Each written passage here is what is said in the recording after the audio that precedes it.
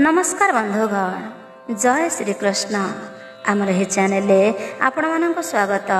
आज आपण मानक पई प्रस्तुत पद्म पुराण। यही पुराण पाठ करने द्वारा किंबा श्रवण करने द्वारा अनेक आध्यात्मिक और सांसारिक शुभफल मिलता है। यह 18 महापुराण मध्य द्वितीय स्थान दि जाइछि, जहाँ भगवान विष्णु को महिमा एवं धर्मर मार्ग देखाई थाए। जानतर हेउ बा अजाणतर हेउ ए शरीर रे होइथिबा समस्त पापरु मुक्ति मिलता है। यहाको श्रवण और पठन करने द्वारा अश्वमेध एवं गंगा स्नानर पुण्यफल प्राप्ति होता है। जीवनर शेष समय रे वैकुंठ प्राप्ति एवं मोक्ष मिलता है बोली विश्वास रही। परिवारर धन धान्य स्वास्थ्य एवं मानसिक शांति वृद्धि पाई थाए।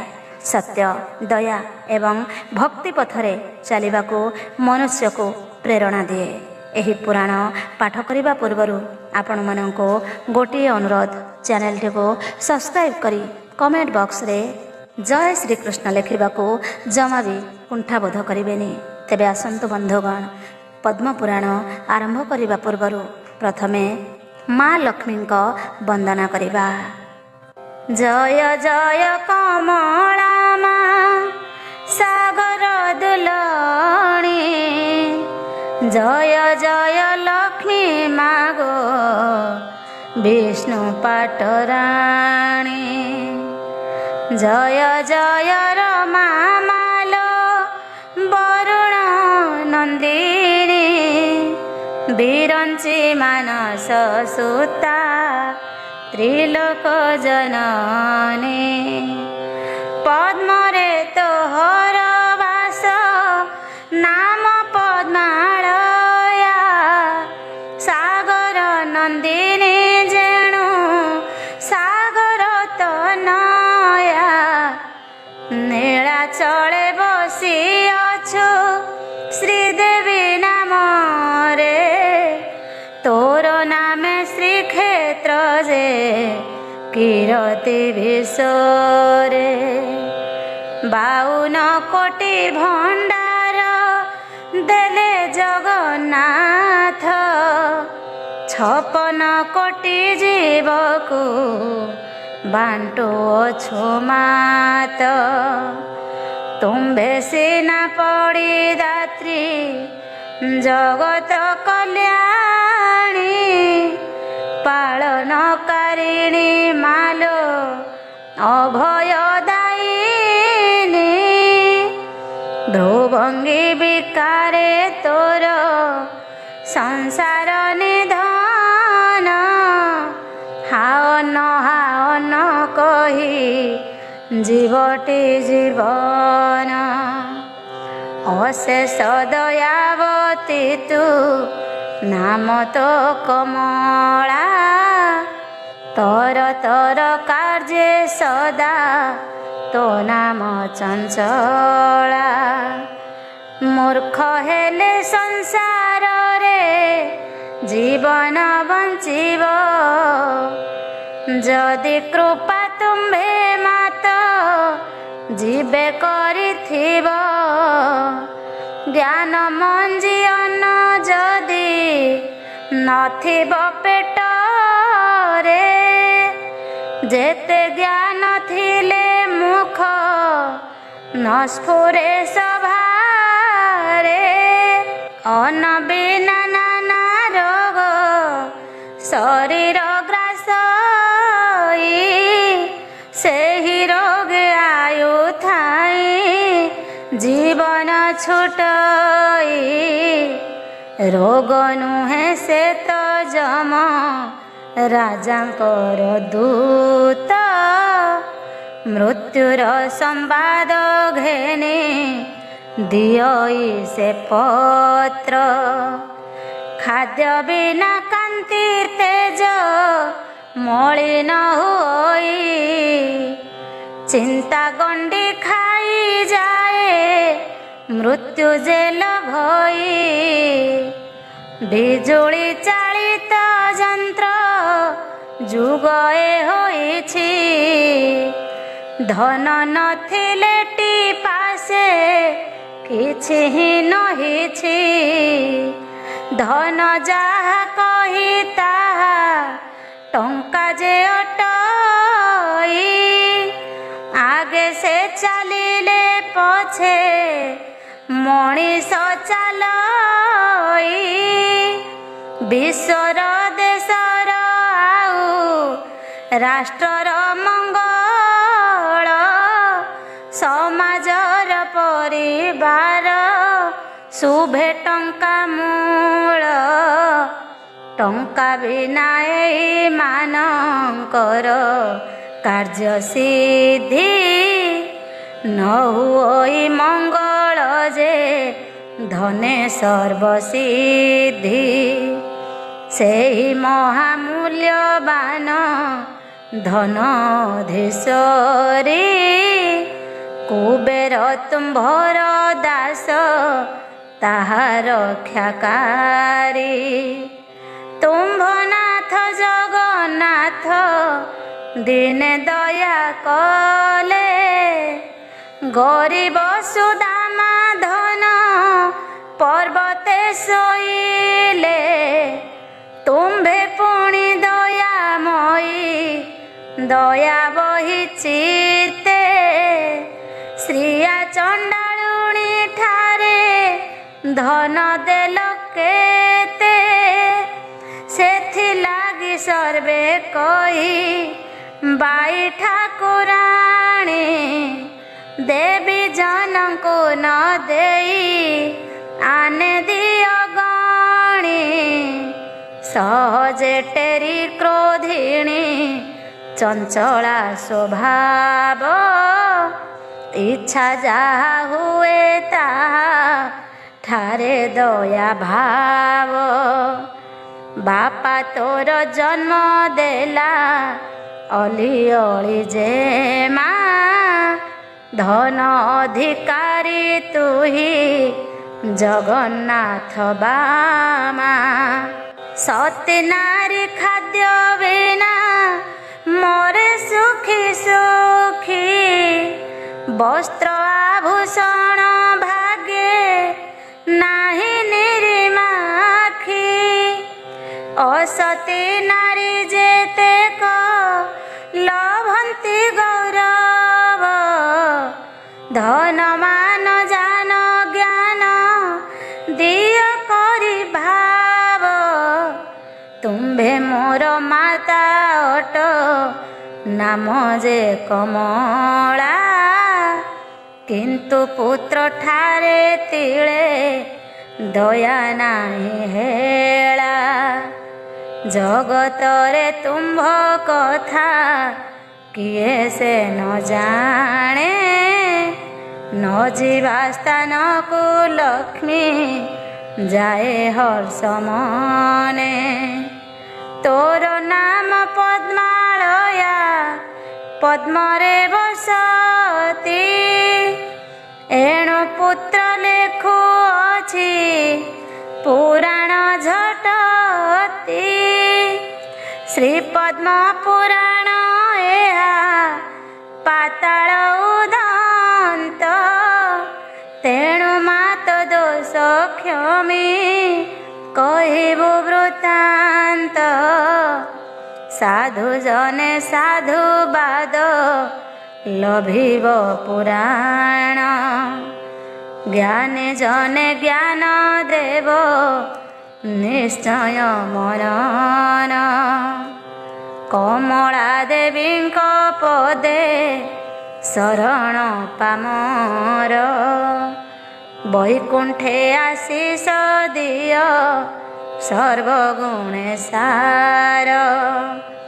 ଜଗତ ଜନନୀ ମାଲୋ ଲକ୍ଷ୍ମୀ ଦେବୀ ତୁହି, ତୋର ପଦେ ଶିଶୁ ଜ୍ଞାନ ଶରଣ ଭଜଇ। ତାରଣ କହିବୁ ମାତ ପୁରାଣ ସମୁଦୁ, ସର୍ବଜନ ମୋହୁଥିବ କହେ ଜ୍ଞାନ ଚାନ୍ଦୁ। ଏବେ ଆସନ୍ତୁ ଆରମ୍ଭ କରିବା ଶ୍ରୀ ପଦ୍ମପୁରାଣ। ଆଜିର ବିଷୟ ରହିଛି ନୈମିଷାରଣ୍ୟରେ ମୁନିଗଣଙ୍କ ପ୍ରଶ୍ନ। ନୈମିଷାରଣ୍ୟର ଉତ୍ପତ୍ତି ଓ ନାମ। ସୁତମୁନି କାହା ପୁତ୍ର ଓ ତାଙ୍କର ପ୍ରକୃତ ନାମ କ'ଣ? ସୁତ ଏକ ଉପାଧି ବା ନାମବାଚକ ଅଟେ।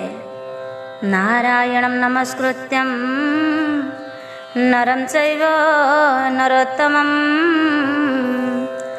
ଦେବୀଂ ସରସ୍ୱତୀଂ ବ୍ୟାସଂ ତतो ଜୟमुदीरयेत्। मूकं करोति वाचालं पङ्गुलङ्घयते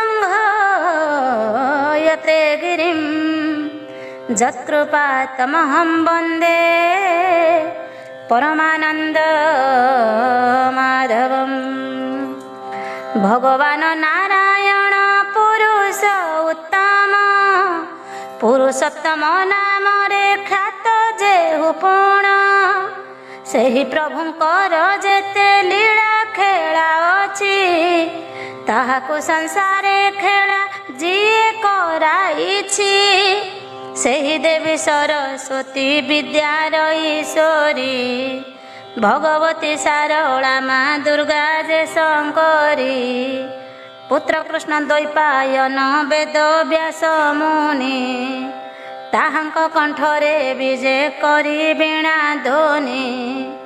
ବକ୍ତା ଭାବେ ସୁବିଖ୍ୟାତ ଯେଉଁ ବେଦ ବ୍ୟାସ ରଚିଲେ ଭାରତ ପୁରାଣ ଯେ ଅଷ୍ଟାଦଶ। ଭାଗବତ ମୁକ୍ତି ଗ୍ରନ୍ଥ ଜୀବ ଶେଷ କାଳ ରଚିଛନ୍ତି ଚତୁର୍ବେଦ କାହିଁ ଆଦି କାଳ। ନାରାୟଣ ଶ୍ରେଷ୍ଠ ନର ରାମ ଯୁଧିଷ୍ଠିର ଶ୍ରୀ ସାରଳା ସରସ୍ୱତୀ ବ୍ୟାସ ବେଦବର। ତାହାଙ୍କ ଚରଣେ କରି କୋଟି ନମସ୍କାର ଆରମ୍ଭ କରେ ଶ୍ରୀ ପଦ୍ମ ପୁରାଣ ବ୍ୟବହାର। ସୃଷ୍ଟି ଭୂମି ସ୍ୱର୍ଗ ଖଣ୍ଡ ଯେମନ୍ତ ଯେ ତିନି ତାହା ଛାଡ଼ି ପାତାଳ ଖଣ୍ଡକୁ ଭାଷା ବର୍ଣ୍ଣି।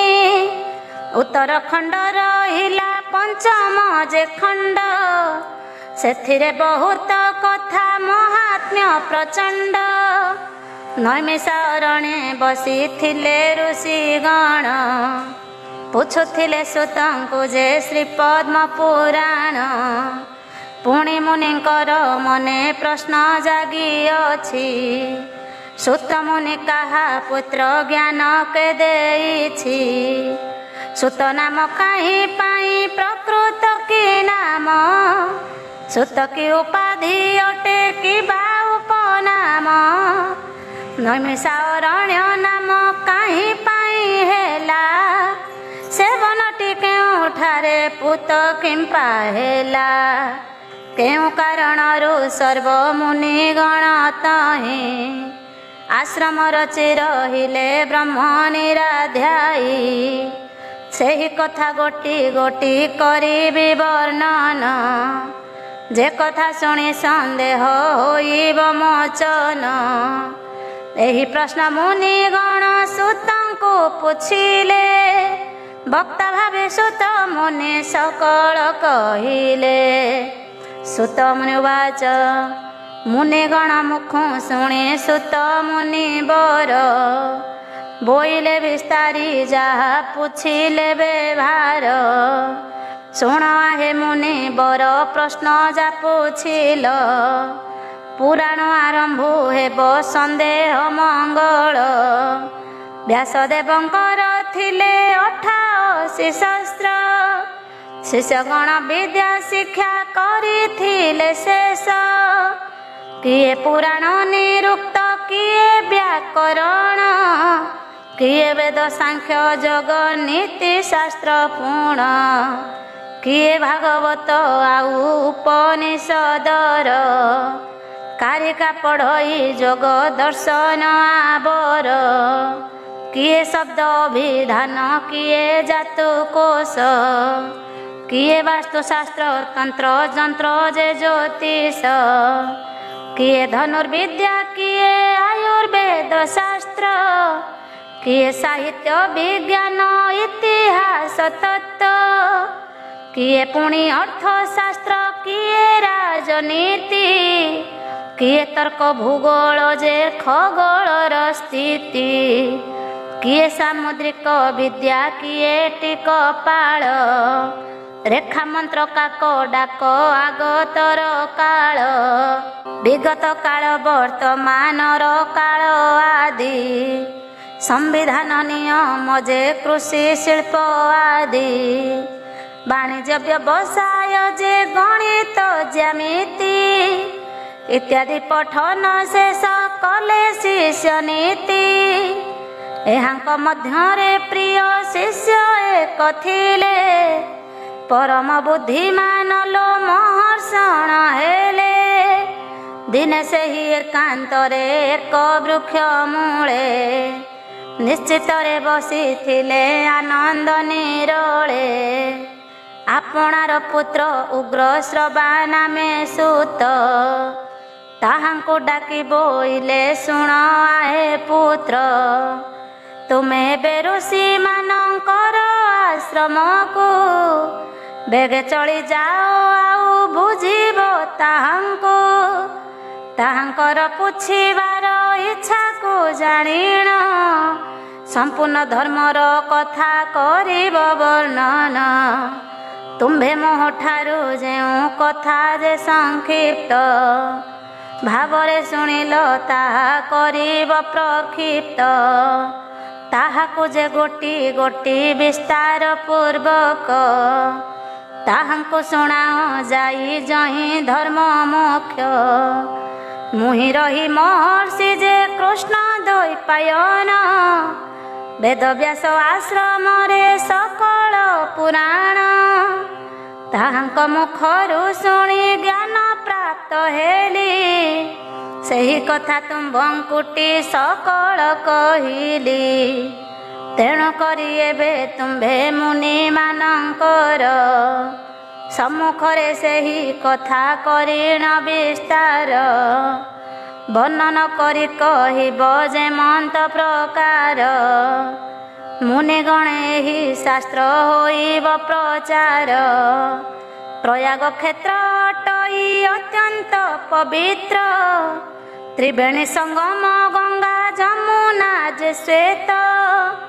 सेही प्रयाग रे किछि महर्षि गण जे, जेउ माने उत्तम कूल रे उत्पन्न जे, सेमाने सकले मिसी एक दिन कर, साक्षात जे भगवाने प्रश्न करिबार, आहे प्रभु भगवान आंभर गुहारी, शुणिबा हुअन्तु प्रभु मधु दईतारी, केउ पवित्र स्थान को आंबे माने गले, यज्ञ करिबा उचित हेब काले काले, सेही कथा जानिबाकु आपणଙ୍କୁ प्रश्न, करिलु सकले मिसी आहे भगवान, भगवान नारायण सकल हितैषी, अटंती सकल प्राणी तांको धारा रसी,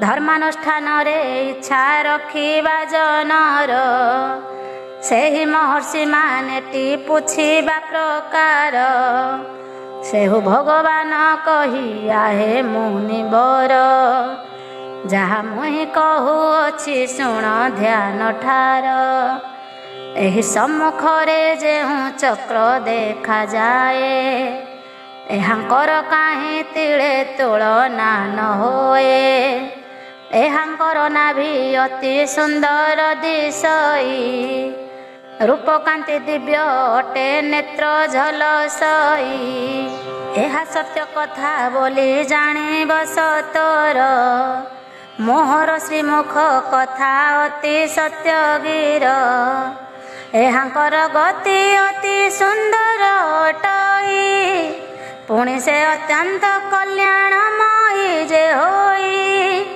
तुम्भे माने सावधान होइन सतर, नियम पूर्वक पछे जाओ एहांकर, तुम्भ मानंकु निश्चय आपणार पाई, हितकारी स्थान प्राप्ति निश्चय होइबई, ଯେଉଁ ସ୍ଥାନେ ତୁମ୍ଭେ ମାନେ ନିରୋଳେ ନିଶ୍ଚିତେ ଯଜ୍ଞ ହୋମ ତପ ଜପ କରିବ ସ୍ୱାଗତେ।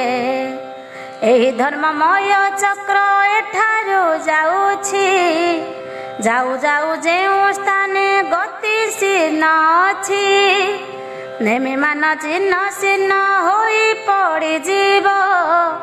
ସେଠାରୁ ଆଉ ସେ ଉଠି ପୁନଃ ନ ଚଳିବ। ସେହି ସ୍ଥାନକୁ ପୁଣ୍ୟମୟ ପ୍ରଦେଶ ବୋଲି ବୁଝିନେବ ମୁନିଗଣ କହୁଅଛି ଖୋଲି। ସେହି ସବୁ ମହର୍ଷିଙ୍କୁ ଏମନ୍ତ କହିଣ, ଶୂନ୍ୟ ପ୍ରଭୁ ଭଗବାନ ହେଲେ ଅନ୍ତର୍ଧ୍ୟାନ। ସେହି ଧର୍ମଚକ୍ର ନୈମିଷାରଣ୍ୟ ଜାଣ, ଗଙ୍ଗାବର୍ତ୍ତ ନାମକ ଯେ ସ୍ଥାନେ ପଡ଼ି ପୁଣ।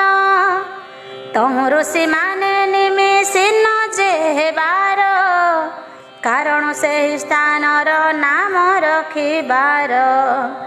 ନିମିଷିନ୍ନ ହୋଇବାରୁ ସେ ସ୍ଥାନର ନାମ, ନୈମିଷା ବୋଲିଣ ଦେଲେ ମୁନିଏ ସେବନ।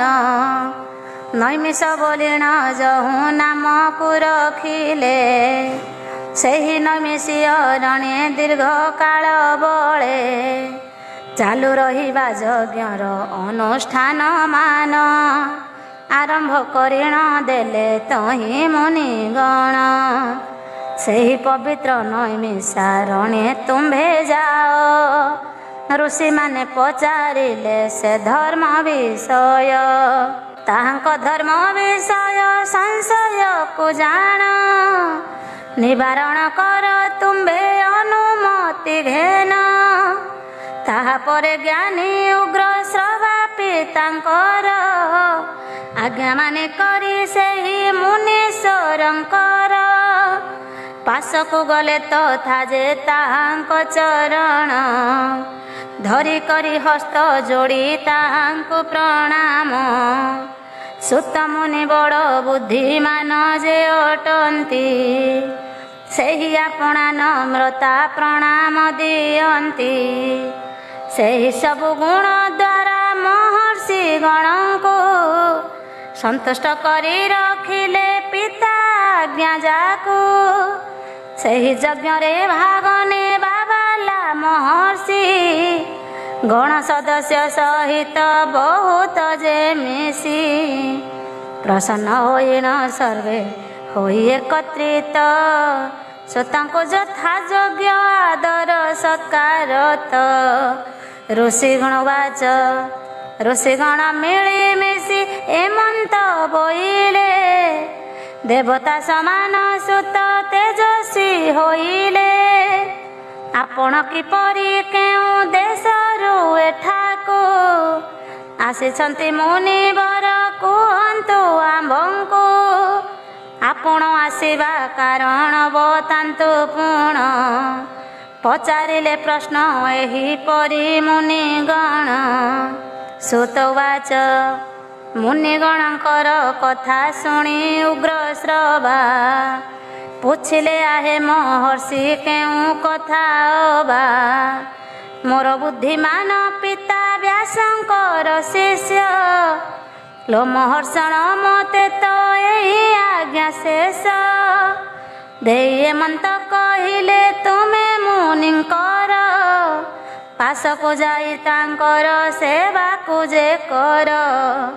ସେହୁ ଯାହା କିଛି କଥା ପୁଛିବେ ତୁମ୍ଭଙ୍କୁ, ସେହି ସବୁ କଥା ମାନ କହିବ ତାହାଙ୍କୁ।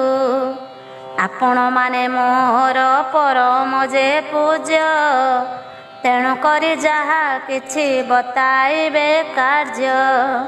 ସେହି ସବୁ କଥା ମାନ କହିବି ସତର, ମୁଇଁ ଏବେ କେଉଁ କଥା କହିବି ପାଶର।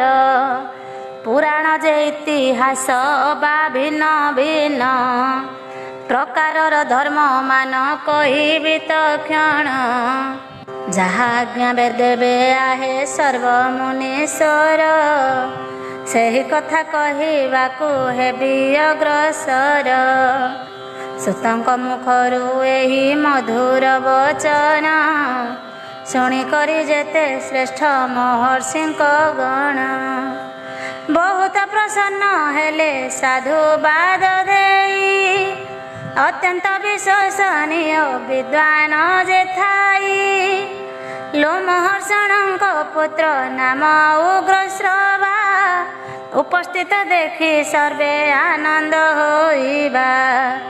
ତାହାଙ୍କ ଶ୍ରୀମୁଖରୁ ତ ପୁରାଣ ଶୁଣିବା, ନିମନ୍ତେ ଇଚ୍ଛା ଜାଗ୍ରତ ହୋଇଗଲା ଅବା।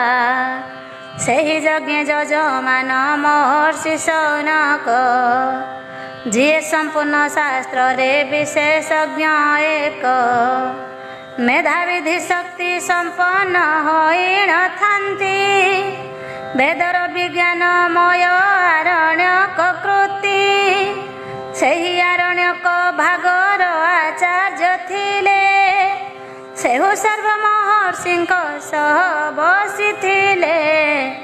ସମସ୍ତଙ୍କ ସହ ଶ୍ରଦ୍ଧାଶ୍ରୟ ନେଇଣ, ଧର୍ମଜ୍ଞାନ ଶୁଣିବାର ଇଚ୍ଛାକୁ ବହିଣ। ଶୌନକ ଉବାଚ ଆଚାର୍ଯ୍ୟ ଶୌନକ ମୁନି ବୋଇଲେ ମନ୍ତ, ମହାବୁଦ୍ଧିମାନ ସୁତ ମୁନି ଯେ ଉଦନ୍ତ। ଆପଣ ଯେ ଇତିହାସ ପୁରାଣର ଜ୍ଞାନ, ପ୍ରାପ୍ତ କରିବାର ପାଇଁ ବ୍ରହ୍ମଜ୍ଞାନୀ ମାନ। ବ୍ରହ୍ମଜ୍ଞାନୀ ମାନଙ୍କର ମଧ୍ୟରେ ଯେ ଶ୍ରେଷ୍ଠ, ଭଗବାନ ବ୍ୟାସଦେବଙ୍କର ଯେ ଗରିଷ୍ଠ। ଭଲ ଭାବେ ତୁମ୍ଭେ ତାଙ୍କ ଆରାଧନା କରି, ସେବାର୍ଚ୍ଚନା ବଳେ ତୁମ୍ଭେ ଜ୍ଞାନ ସିଦ୍ଧି କରି। ତାହାଙ୍କ ଠାରୁ ପୁରାଣ ବିଷୟକ ଶ୍ରେଷ୍ଠ, ବୁଦ୍ଧିରୁ ଆପଣ ଭଲ ଭାବରେ ବିଶିଷ୍ଟ। ଲାଭମାନ ଉଠାଇଣ ଅଛନ୍ତି ଆପଣ, ମହାମତେ ଏଠି ଯେଉଁ ଏ ଶ୍ରେଷ୍ଠ ବ୍ରାହ୍ମଣ। ବିରାଜମାନ କରିଣ ଅଛନ୍ତି ସତର, ଏହାଙ୍କର ମନ ପୁରାଣରେ ଲାଗିବାର। ଏମାନେ ସର୍ବେ ପୁରାଣ ଶୁଣିବା ଚାହାନ୍ତି, ତେଣୁ ଆପଣ ଏହାଙ୍କୁ ପୁରାଣର ଗୀତି ଶୁଣିବାର କୃପା କର ଆଏ ସୁତ ବର। ଏମାନେ ସମସ୍ତେ ଶ୍ରୋତା ଅଟନ୍ତି ସତର, ଯେଉଁମାନେ ଏଠାରେ ତ ଏକତ୍ରିତ ହୋଇ ଅଛନ୍ତି ହେ ସୁତ ମୁନି ବହୁ ଶ୍ରେଷ୍ଠ ହୋଇ। ଭିନ୍ନ ଭିନ୍ନ ଗୋତ୍ରରେ ଏହାଙ୍କର ଜନ୍ମ, ଏହି ବେଦବାଦୀ ବ୍ରାହ୍ମଣ ଯେ ନୁହେଁ ଭିନ୍ନ। ଆପଣା ଆପଣା ବଂଶ ମାନଙ୍କର କଥା, ପୌରାଣିକ ଆଖ୍ୟାନରେ ବର୍ଣ୍ଣନ ଶୁଣିତା। ଏହି ଦୀର୍ଘକାଳୀନର ଯଜ୍ଞ ପୂର୍ଣ୍ଣ ହେବା ପର୍ଯ୍ୟନ୍ତ ତୁମ୍ଭେ ମୁନିଙ୍କୁ ପୁରାଣ କହିବା। ଆହେ ମହାପ୍ରାଜ୍ଞ ଆପଣ ତ ଏହି ସବୁ, ଲୋକମାନଙ୍କୁ ଶ୍ରୀପଦ୍ମ ପୁରାଣର ଭାବୁ। ସେହି ଭାବ ସେହି କଥା କହିବ ସତର, ପଦ୍ମର ଉତ୍ପତ୍ତି କେନେ ହୋଇଛି ମର୍ତ୍ତ୍ୟର। ସେଥିରୁ ବ୍ରହ୍ମଦେବଙ୍କ ଆବିର୍ଭାବ କେଉଁ ପ୍ରକାର ହୋଇଲା ତଥା କମଳରୁ ଆଉ। ବ୍ରହ୍ମଦେବ କେଉଁ ପ୍ରକାରର ଜଗତକୁ ସୃଷ୍ଟି କରିଛନ୍ତି ସବୁ କଥା କୁହ ୟାଙ୍କୁ। ଶୌନକଙ୍କ ଏହି ପ୍ରକାରର କଥା ଶୁଣି, ଲୋମହର୍ଷଣ କୁମାର ସେହି ସୁତ ମୁନି। ସୁନ୍ଦର ବାଣୀରେ ସୂକ୍ଷ୍ମ ଅର୍ଥ ଭରା ଥାଇ, ନ୍ୟାୟଯୁକ୍ତ ବଚନରେ କହିଲେ ବୁଝାଇ। ସୁତ ଉବାଚ ମହର୍ଷି ଗଣଙ୍କ କଥା ଶୁଣି ସୁତ ମୁନି, ବୋଇଲେ ଶୌନକ ଯାହା କହିଲେ ଟିପୁଣି। ହେ ମହର୍ଷି ଗଣ ଆପଣ ମାନେ ତ ଯାହା, ମୋତେ ପୁରାଣର କଥା କହିବାକୁ ସାହା। ଶୁଣିବାକୁ ଆଜ୍ଞା ଦେଲ ଏଥିରେ ମୋତେ ତ ବଡ଼ ପ୍ରସନ୍ନତା ହେଲା ଶୁଣିଣ ଏହା ତ, ଏହା ମୋହ ପାଇଁ ଆପଣଙ୍କର ମହାନ ଅନୁଗ୍ରହ ଅଟେ ବୋଲି ଜାଣୁଛି ଅଧମ।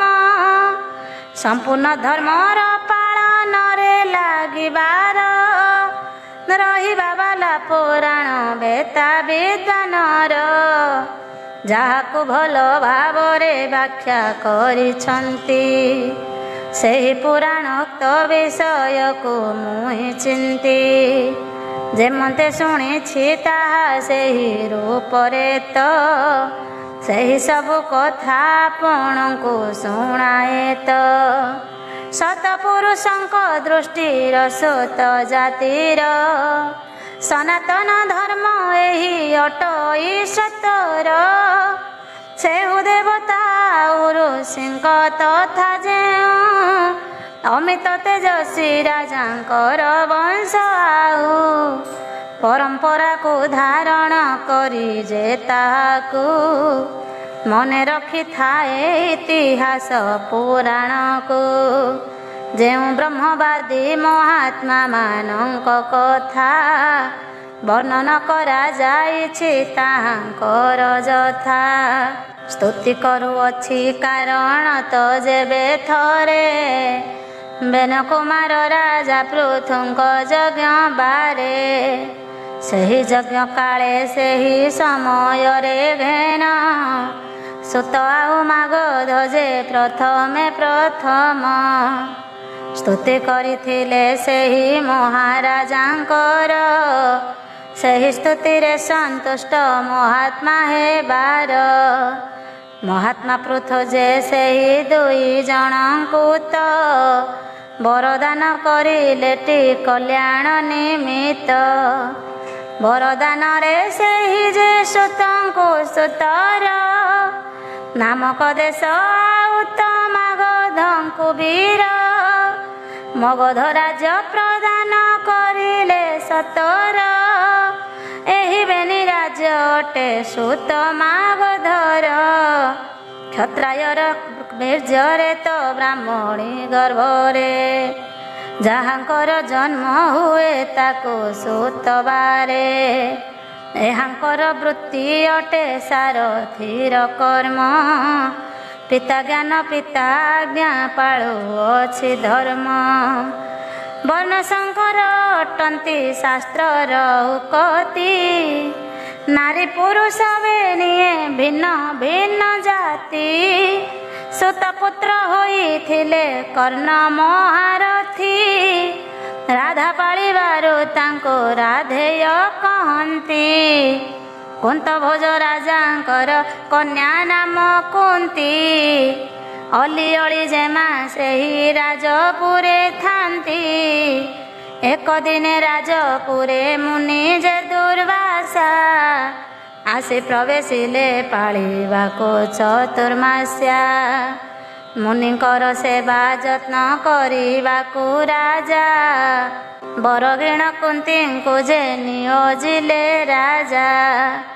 ଦୁର୍ବାସା ମୁନି ମହର୍ଷି ଅତ୍ୟନ୍ତ ଯେ କ୍ରୋଧୀ, ସେଥିଲାଗି ସାବଧାନ କୁନ୍ତୀ ପ୍ରତିନିଧି। ବହୁତ ପ୍ରକାରେ ସେବା ଯତ୍ନ ମାନ ପାଇ ଚତୁର୍ମାସ୍ୟା ବ୍ରତ ସମାପନ କଲେ ସାଇଁ।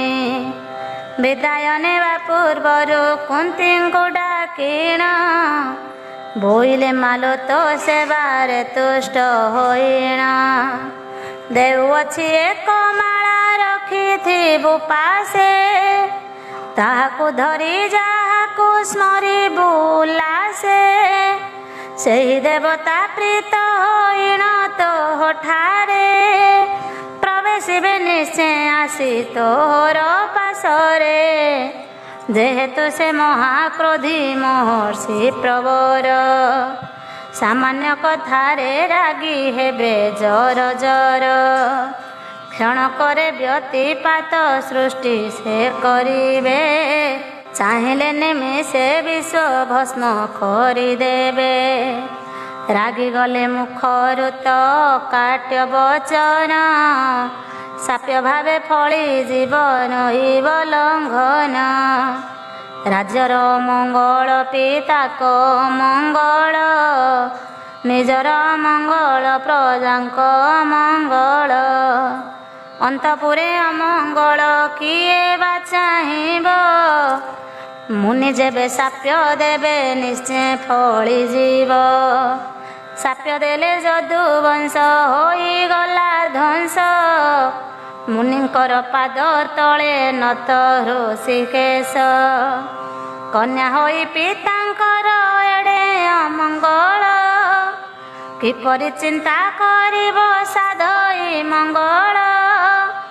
ଏହା ଚିନ୍ତି ରାଜବାଳୀ କୁନ୍ତି ମୋଦାଳସୀ, ଆଉ କିଛି ମୁନିଙ୍କୁ ନ ପଚାରେ ଭରସି।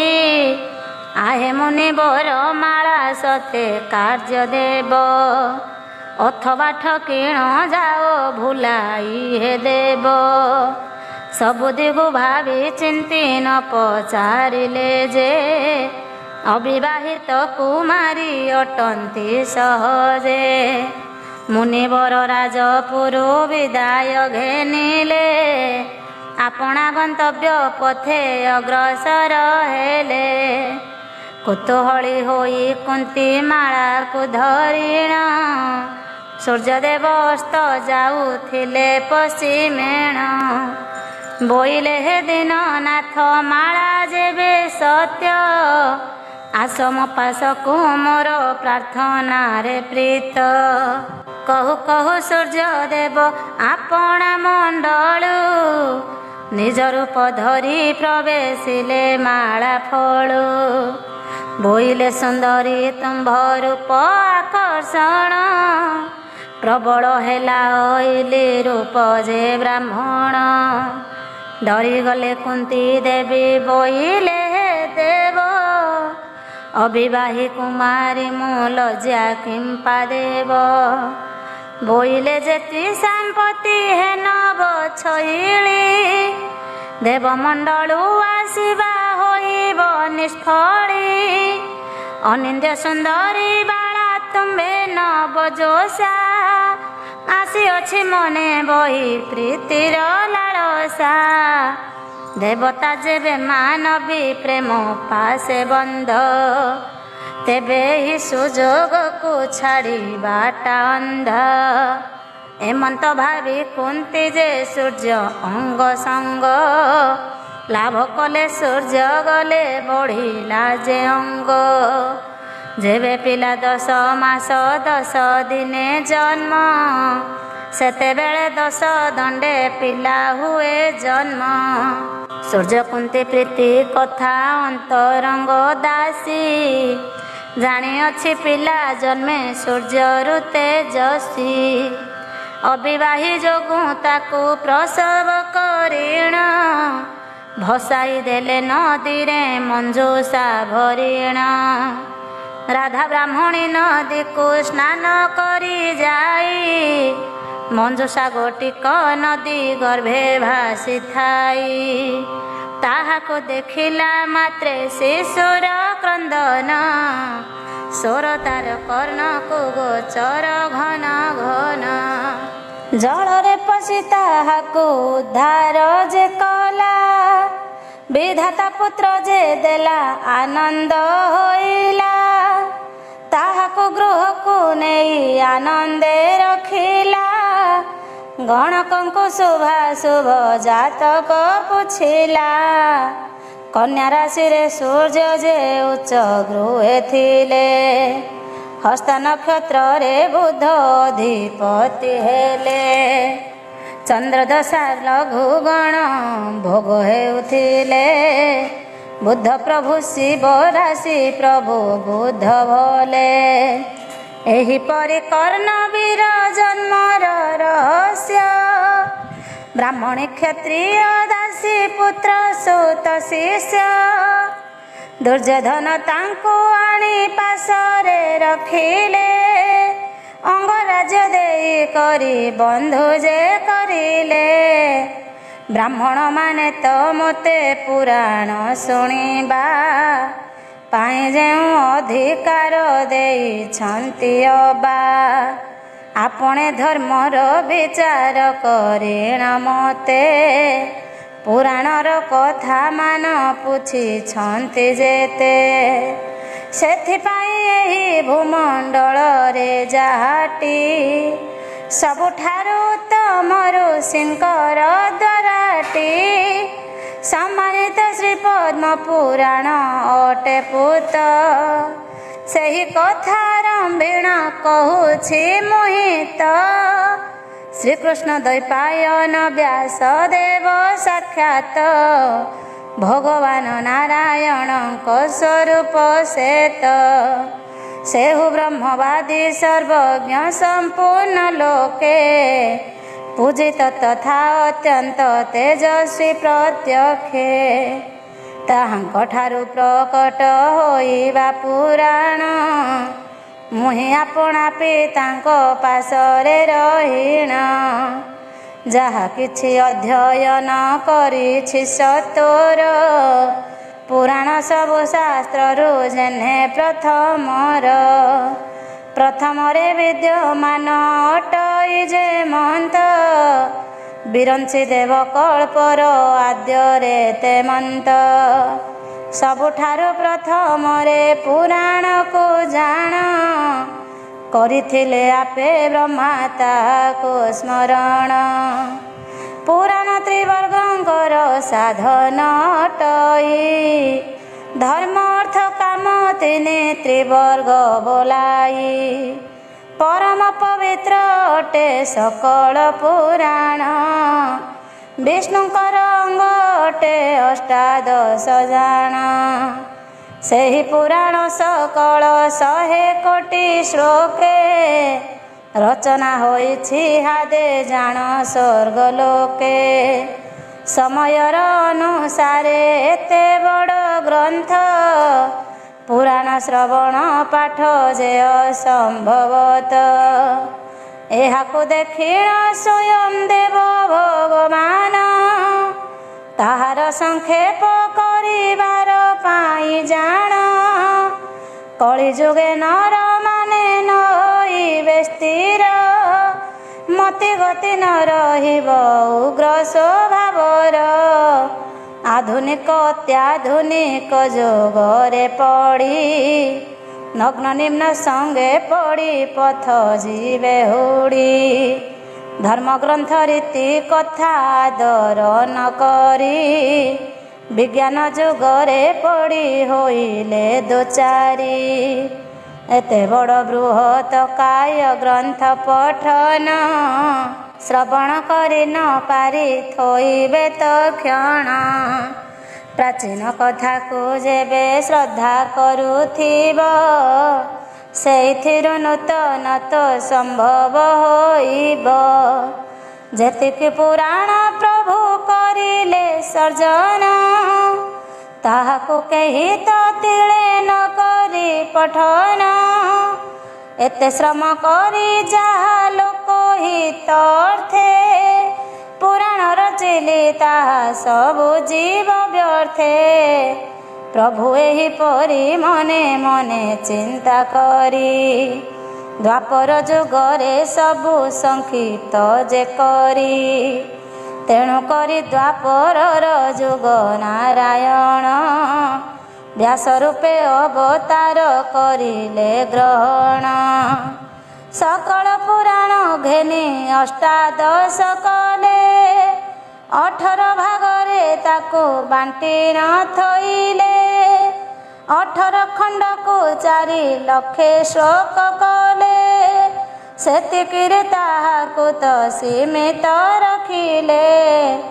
ଅଷ୍ଟାଦଶ ପୁରାଣର ନାମ ମାନ ମୁଇଁ, ପର ଛନ୍ଦେ କହିବିଟି ସକଳ ବୁଝାଇ। କାହାର କେତେ ଶୋକ ଯେ ସକଳ କହିବା, କେଉଁ ପୁରାଣ ପ୍ରଭୁଙ୍କ କେଉଁ ଅଙ୍ଗ ହେବା। ତାହା ସବୁ ବିସ୍ତାରିତ କରି ନ ବନେଇବି, ଏବେ ଯାହା ପ୍ରସଙ୍ଗତ ତାହାକୁ କହିବି। ପୁରାଣର ଏହି ଯେ ସଂକ୍ଷିପ୍ତ ସଂସ୍କରଣ, ଏହା ପୁଣି ପ୍ରକାଶିତ ଭୂମଣ୍ଡଳେ ଜାଣ।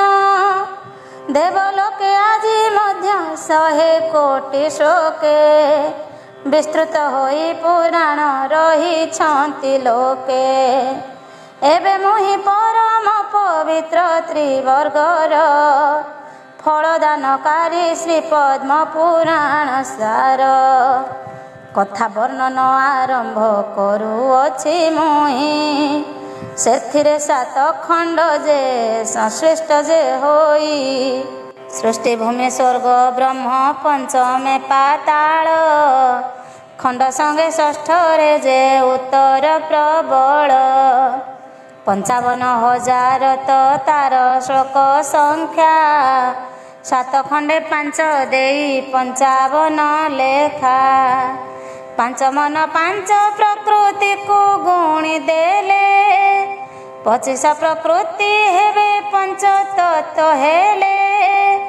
ପଞ୍ଚାଙ୍ଗ ହୋଇବ ପୁଣି 5 ଯେ ମୁରୁଜ, 55 5 ଶିର ପଦ୍ମ ସ୍ୱାମୀ ସୂର୍ଯ୍ୟ।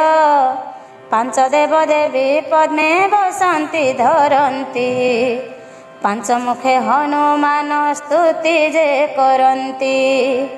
କନ୍ଦର୍ପର 5 ବାଣ 5 ଫୁଲ ହୋଇ, 5 ଶସ୍ୟ 5 ଫଳ ପୂଜାରେ ଲାଗଇ। 5 ପାଳି ପୂଜାର୍ଚ୍ଚନା ଗୃହେ କରୁଥାନ୍ତି, 5 ସଂଖ୍ୟା ବ୍ରହ୍ମ ତତ୍ତ୍ୱ ବଖାଣି କୁହନ୍ତି। 5 କଥା ବହୁ କିଛି ରହିଛି ଶାସ୍ତ୍ରରେ, ତାହାକୁ ବ୍ୟାଖ୍ୟା କରିଲେ ଗ୍ରନ୍ଥ ଯେ ବାରେ। ସେ ଘେନି ଯେ 55,000ର ଶ୍ଲୋକେ, ରଚନା କରିଲେ କୃଷ୍ଣ ବ୍ୟାସ ଏହି ଲୋକେ। ପଦ୍ମ ପୁରାଣେ ସବୁଠୁ ପ୍ରଥମରେ ଅଛି, ସୃଷ୍ଟି ଖଣ୍ଡ ଦ୍ୱିତୀୟରେ ଭୂମି ଖଣ୍ଡ ଅଛି, ତୃତୀୟରେ ସ୍ୱର୍ଗ ବ୍ରହ୍ମ, ଚତୁର୍ଥେ ପାତାଳ, ଷଷ୍ଠରେ ଟି ଉତ୍ତର ଯେ ପ୍ରଶ୍ନୋତ୍ତର ମେଳ। ଭଗବାନଙ୍କ ନାଭିରୁ ଯେ ପଦ୍ମ କମଳ, ମହାନ ଭାବେ ଉତ୍ପନ୍ନ ବ୍ରହ୍ମା ଜନ୍ମ ମୂଳ। ସେହି ପଦ୍ମରୁ ଯେ ମନ୍ତେ ବ୍ରହ୍ମା ଜନ୍ମ ନେଲେ, ସୃଷ୍ଟିକର୍ତ୍ତା ଯେହି ହୋଇ ସୃଷ୍ଟି ତିଆରିଲେ। ପଦ୍ମରୁ ସୃଷ୍ଟି ଅଥବା ଏହି ଯେ ଜଗତ, ଉତ୍ପତ୍ତି ହୋଇଲା ହାଦେ ମାତା ପଦ୍ମରେ ତ। ସେହି କଥାକୁ ଆଶ୍ରୟ ନେଇଣ ସତର, ଏହି ପୁରାଣ ପ୍ରକଟ ହୋଇଲେ ଆବର। ସେଥିପାଇଁ ଏହାକୁ ତ ଶ୍ରୀପଦ୍ମ ପୁରାଣ କୁହାଯାଏ, କାରଣ ତ ଶ୍ରୀଠାରୁ ଭିଆଣ। ଶ୍ରୀଲକ୍ଷ୍ମୀ ନାରୀ ପୁଣି ଯେ ତାହାଙ୍କ ପଦ୍ମରେ, ପୁରୁଷର ରେତ ପଡ଼ି ଶିଶୁ ସୃଷ୍ଟି କରେ। ସେହିପରି ମହାବ୍ରହ୍ମ ପୁରୁଷର ରେତ, ପ୍ରକୃତି ନାରୀ ପଦ୍ମରେ ପଡ଼ିଲେ ଜଗତ। ସୃଷ୍ଟି ହୋଇ ନାନା ଜାତି ଫୁଲ ଫଳ ମାନ, ପଶୁ ପକ୍ଷୀ ସରୀସୃପ ସର୍ଜି ବିଦ୍ୟମାନ। ଏହି ପୁରାଣ ସ୍ୱଭାବେ ନିର୍ମଳ ଅଟଇ, ତାହାର ଉପରେ ପୁଣି ମଝିରେ ଯେ ତହିଁ ଶ୍ରୀ ବିଷ୍ଣୁ ଭଗବାନଙ୍କ ମହାତ୍ମ୍ୟ ବର୍ଣ୍ଣନ। ହୋଇବାରୁ ଏହାର ତ ନିର୍ମଳତା ମାନ, ଆହୁରି ବେଶୀ ନିର୍ମଳ ବଢ଼ିଗଲା ଜାଣ। କାରଣ ଶ୍ରୀରାମ କୃଷ୍ଣ ମହାତ୍ମ୍ୟ ବର୍ଣ୍ଣନ, ଦେବାଧିଦେବ ଯେ ଭଗବାନ ନାରାୟଣ।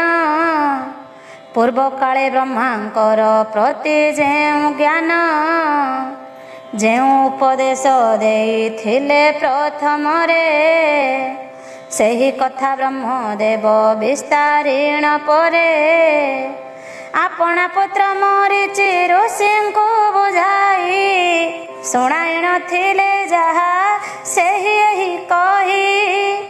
ସେହି ଅଟେ ଏହି ଶ୍ରୀପଦ୍ମ ପୁରାଣ ଗୋଟି, ବ୍ରହ୍ମା ଏହାକୁ ତ ଏହି ଜଗତରେ ରଟି। ପ୍ରଚଳିତ କରିଥିଲେ ତାହାକୁ କହି କହିବା, ଶ୍ରୀପଦ୍ମ ପୁରାଣ ଯାହା ବିଚାର କରିବା। ବ୍ୟାସଦେବ ରଚିଗଲେ 18 ପୁରାଣ, ତାହାକୁ ଶ୍ରବଣ କଲେ ସେ ଲୋମହର୍ଷଣ। ଲୋମହର୍ଷଣ ତାହାକୁ ଆପଣାର ପୁତ୍ର, ଉଗ୍ରଶ୍ରବା ସୂତଙ୍କୁ ଯେ କହିଲେ ସମସ୍ତ। ସୂତ ମୁନି ତାହାକୁ ତ ପିତାଙ୍କ ଆଜ୍ଞାରେ, ନୈମିଷା ଅରଣ୍ୟେ ସର୍ବମୁନି ସମ୍ମୁଖରେ। ବିସ୍ତାର କରି କହିଲେ 4 ଲକ୍ଷ ଶ୍ଲୋକ, 18 ଖଣ୍ଡ ପୁରାଣ ଏହି ମର୍ତ୍ତ୍ୟ ଲୋକ। ସେଥିରୁ ଯେ 55,000 ଅଟଇ, ଶ୍ରୀପଦ୍ମ ପୁରାଣ 7 ଖଣ୍ଡ ଗ୍ରନ୍ଥ ଏହି। ତହିଁରୁ ଯେ 3 ଖଣ୍ଡ ପ୍ରକାଶିତ ହେଲା, ସୃଷ୍ଟି ଭୂମି ସ୍ୱର୍ଗ ଖଣ୍ଡ ମର୍ତ୍ତ୍ୟେ ପ୍ରକାଶିଲା। ପାତାଳ ଖଣ୍ଡ 4ର୍ଥ ରାମ ଅଶ୍ୱମେଧ, ଯଜ୍ଞ କଥା ଶ୍ରୀ ଭରତ ପବିତ୍ର ଚରିତ୍ର। ସତୀ ଜାନକୀଙ୍କୁ ଅତି ନିଷ୍ଠୁର ଭାବରେ, ନିର୍ବାସନ କରିଥିଲେ ଲକ୍ଷ୍ମଣ ହସ୍ତରେ। ଲବକୁଶ ଜନ୍ମ ରାମ ଯଜ୍ଞ ଅଶ୍ୱବନ୍ଦୀ, କରି ଯୁଦ୍ଧେ ଜିତିଥିଲେ ହୋଇ ପିତା ଦ୍ୱନ୍ଦୀ। ରାମାୟଣ ଗାନ କଲେ ବାଲ୍ମୀକି ଆଜ୍ଞାରେ, ରାମଙ୍କର ଯଜ୍ଞ ସ୍ଥାନେ ସର୍ବସମ୍ମୁଖରେ। ରାମ କଥା ଶେଷ ହେଲା ଶ୍ରୀକୃଷ୍ଣଙ୍କ କଥା, ଆରମ୍ଭ ହୋଇଲା ପୁଣି ବୈଶାଖର କଥା। ଏହି ସବୁ କଥା ମୋତେ ଶାରଳା ଜନନୀ, କଣ୍ଠେ ବସି କହୁଛନ୍ତି ପୁରାଣ ବିଧାନୀ। ରଚବାବୁ ଉତ୍କଳର ମାତୃଭାଷା ଦେଇ, ଜ୍ଞାନ ବିଜ୍ଞାନ ବ୍ରହ୍ମ ତତ୍ତ୍ୱ ମାନ ଯେ ଥାଇ। ଏହାପରେ ଉତ୍ତର ଖଣ୍ଡ ଗୋଟି ପଞ୍ଚମ, ଖଣ୍ଡକୁ ରଚିବୁ ମାତୃଭାଷାରେ ଉତ୍ତମ। ଅନନ୍ତ କମଳା ସୁତ ନାମ ଜ୍ଞାନ ଚାନ୍ଦ, ରଚଇ ଶ୍ରୀପଦ୍ମ ପୁରାଣ ପାତାଳ ଚାନ୍ଦ। ଅଷ୍ଟାଦଶ ପୁରାଣର ନାମ କଥା ମାନ, ସେହି ଭଗବାନଙ୍କର କେଉଁ ଅଙ୍ଗ ଜାଣ। ତାହାଙ୍କର ଶ୍ଲୋକ ସଂଖ୍ୟା କହିବା ବୁଝାଇ, ଅଷ୍ଟାଦଶ ଶ୍ଲୋକ ମିଶି 4 ଲକ୍ଷ ହୋଇ। ଏହିପରି ମୁନି ମାନେ ଚକ୍ର ପଡ଼ିଥିବା, ପବିତ୍ର ନୈମିଷାରଣ୍ୟେ ସୂତଙ୍କୁ ପୁଛିବା। ସୂତ ମୁନି ଆପଣାର ଜନ୍ମ ପରିଚୟ, ଜାତି ଗୋତ୍ର ପିତା ଜ୍ଞାନ କହିଲେ ନିଶ୍ଚୟ। କହିଲେଟି ନୈମିଷା ଅରଣ୍ୟର ସମ୍ଭୂତ, କାହିଁ ପାଇଁ ସେହି ସ୍ଥାନ ହୋଇଲା ପବିତ୍ର। ଦୋଷ ଥିଲେ ମୋର ବିଦୁଷ ପ୍ରବର, କ୍ଷମା ଦେବ ନିଜ ଗୁଣେ ମୁଁ ଶିଶୁ କୁମାର। ଯାହା ମୋତେ ଶାରଳା ମାତା କହିଲେ କଣ୍ଠେ, ତାହାକୁ ରଚନା କଲି ପୀଣ ଆକଣ୍ଠେ। ଜୟତୁ ଶାରଳା ମାତ ଜଗତ ଜନନୀ, ସନ୍ତାନ ବତ୍ସଳା ତୁଲ ବିଦ୍ୟା ପ୍ରଦାୟିନୀ। ତୋର ଦୟା ବଳେ ମାତ ଚଳେ ମୋ ଲେଖନୀ, ତୋ ପାଦେ ଶରଣ ସଦା ରଖିବୁ ଜନନୀ। ଅନନ୍ତ କମଳା ସୁତ ନାମ ଜ୍ଞାନ ଚାନ୍ଦ, ଅନ୍ତକାଳେ ଦେବୁ ମୋତେ ପରମର ପଦ। ତୋ ମଣ୍ଡଳେ ସଦା କାଳେ ରଖିବୁ ତୁ ମାତ, ଏହିପରି ଲେଖୁଥିବି ତୋହର ତ ଗୀତ। ଏହାପରେ ସୁତ ମୁଖେ ବର୍ଣ୍ଣିବି ଜନନୀ, ଅଷ୍ଟାଦଶ ପୁରାଣର ନାମ ମାନ ଘେନି। ତାହାଙ୍କର ଶ୍ଲୋକ ସଂଖ୍ୟା କରିବା ବର୍ଣ୍ଣନ, ଅଷ୍ଟାଦଶ ମିଶି 4 ଲକ୍ଷ ହେବ ଜାଣ। କେଉଁ ପୁରାଣ ପ୍ରଭୁଙ୍କ କେଉଁ ଅଙ୍ଗ ଅଟେ, ତାହାକୁ ବର୍ଣ୍ଣିବି ମାତ ପଡ଼ିଛି ସଙ୍କଟେ। ଦେବୁ ତୁହି ସେହି ଜ୍ଞାନ ବତାଇ କଣ୍ଠରେ, ବସିଣ ବାଳୁତ पुत्र ज्ञान को सतरे। इति श्री पद्मपुराणे पातालखंडे पूर्वार्धे श्रीराम सोमेध पर्वे नैमिषारण्य मुनिगणों प्रश्न। नैमिषारण्यर उत्पत्ति और नाम, सुत मुनि कहा पुत्र और तांकर प्रकृत नाम कौन, सुत एक उपाधि बा नामवाचक कथन, ज्ञानचांदकृत वर्णनम नाम। चतुर्थ अध्याय। पंचम अध्याय अष्टादश पुराणर प्रकार भेद, श्लोक संख्या अष्टादश पुराण, श्रीहरिंक अंग स्वरूप और पद्मपुराणर महात्म्य।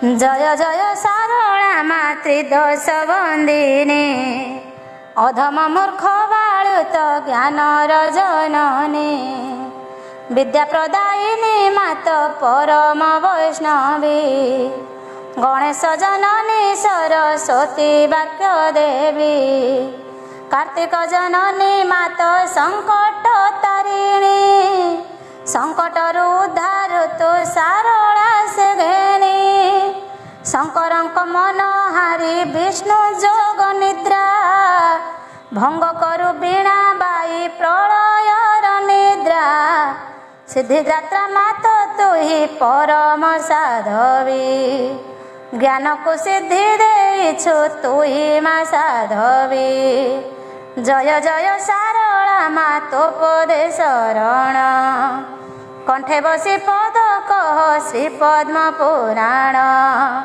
रचिबी ताहाको हादे मने पांची अछि, से घेनित पदे जाई शरण भजिछि, शरण देई जननी करिबु तारण, शिशुपुत्र भावी मात देबु बुद्धि ज्ञान, जहा जहा कहिलु तु बंदना सतर, ताहांको बंदिली मात अंतर भितर, जेउ पुराण को जने श्रद्धा भक्ति करी, पढ़ुछंती शुणुछंती जम दंड डरी, सेही पुराण केतेक खंड रही अछि, एबे सेही कथा लेखिबाकु जे बळिछि, केते प्रकार पुराण अछई जननी, सेथिरे केते श्लोक जे खंजा अछि पुणी,